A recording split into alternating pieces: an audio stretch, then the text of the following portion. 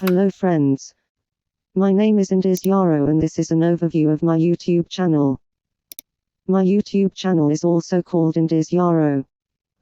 The topic is how to create a simple graphical user interface, GUI, application in Python. Python has a huge number of GUI frameworks, or toolkits, available for it. This video focuses on the Tkinter package. The name Tkinter comes from TK interface. Tkinter is a Python binding to the tool/GUI toolkit. It is the standard Python interface to the tool/GUI toolkit. Tkinter is the standard GUI library for deploying Python applications. Tkinter is open source. Tkinter is free software released under a Python license, so it's free for any commercial use. Tkinter is cross-platform, so the same code works on Windows, macOS and Linux. Now I would like to illustrate Tkinter with a small simple example. I use PyCharm as the integrated development environment, IDE. Let's start.